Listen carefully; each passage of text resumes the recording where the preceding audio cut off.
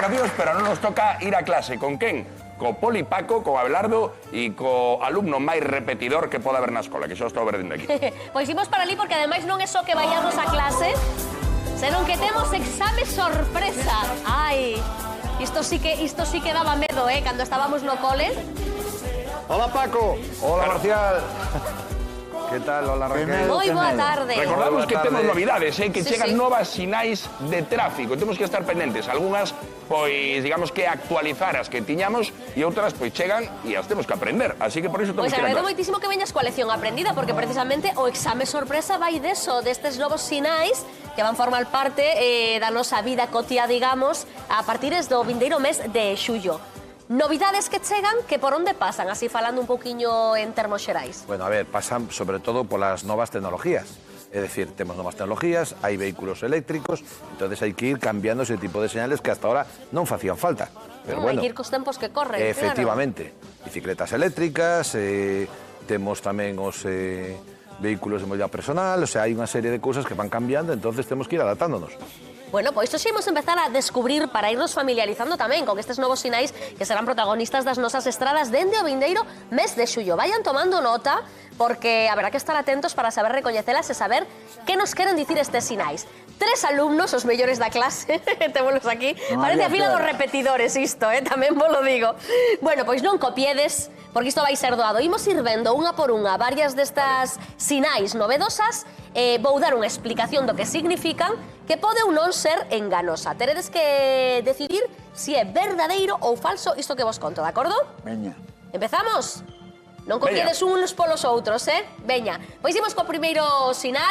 Por aquí, Poli Paco, ti tampouco resolvas, No. que senón non podemos facer trampa. Mira, estamos vendo ese sinal e vou vos dicir que isto significa entrada prohibida a vehículos en función do seu distintivo ambiental ou doutros criterios ambientais. Verdadeiro ou falso? Falso. Por aquí di falso, Verdadeiro. Antón. Eu digo falso tamén.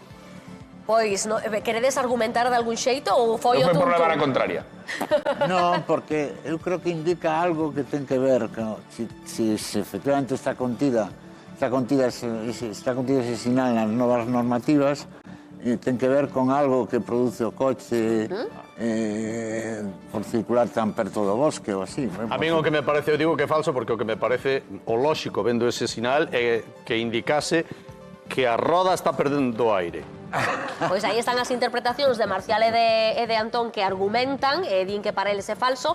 Juan, na súa liña, el di que por levar a contraria, di que é verdadeiro. Resolvemos Pois... a sorte do principiante, que Juan Fuentes suma un puntillo. Hai que saber de quen confiar na clase e de quen non. A ver, Efectivamente, bueno, a ver, aquí Antón confundeuse un pouco porque o fondo que se lle puxo a señal non era o máis correcto, verdad? Xa. Entonces dou lugar a engaño, non? Pero efectivamente ese é o que falábamos antes en canto ás novas señais cos temas de vehículos de contaminación, é dicir, vehículos que non contaminen, entonces se hai esa señal, hai vehículos ahora que xa non podemos circular polas cidades, se chegamos e nos aparece, hai que mirar o distintivo de cada vehículo para saber si podemos ou non circular por dentro desa cidade. Entonces ese é a sinal de peligro que nos vai indicar se o vehículo de categoría A, 0 ou B ou C xa poiden ou non circular por ele. Pois xa tomarían nota na casa. Seguimos co seguinte sinal que imos ver a continuación. E compañeiros, esto que estamos vendo significa zona de concentración de treboadas. De ser así, habería que poñer case unha en cada municipio porque estes días de treboadas imos sobrados. Verdadeiro ou falso? Iso é falso. Verdadeiro. Verdadeiro. Aquí con tal de non poñerse de acordo, No, aquí... Marcial, ti por que dixeche tan contundente? Primeiro, porque Iso é eu non sabía que había zonas de concentración de treboadas. As treboadas prodúcense onde cadre, caen onde cadra, non? E segundo, se fose así, pareceme raro que fose un sinal fixo. Tería que ser móvil, digamos, non? Home, Itinerante. Aí, que pasa? Que Bueno. cada treboada sempre aí nese punto. Pero, o non exame que nos estás facendo, estes sinais todos os que vemos, existen ou hai inventados? Non. Pode ser verdadeira ou falsa. Vale, É vale. dicir, a anterior Era como verdadeira. é a verdadeira, esta pode ser verdadeira ou falsa. O sea, Vale. É falsa. Por aquí di Marcial que isto é falso. Antón e Juan confían en que efectivamente é verdadeira. Un aviso de treboadas. Resolvemos.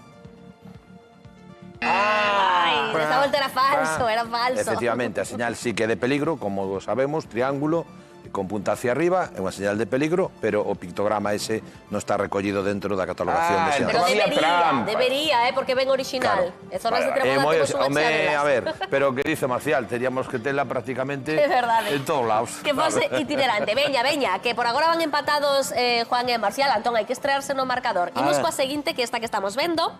Este sinal será un dos novos sinais nas nosas estradas a partir do mes de xullo.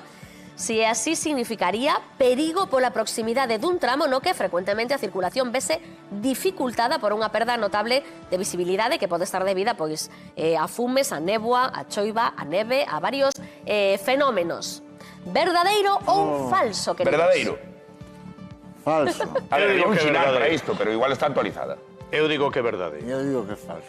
Vale. Antón, por que ti que esa nota discordante neste caso? Bueno, porque xa teño tantos puntos perdidos que me da igual. xa, todo. Vai con todo. Pois ou empatan entre os tres ou siguen en cabeza a Juan e Marcial. Resolvemos?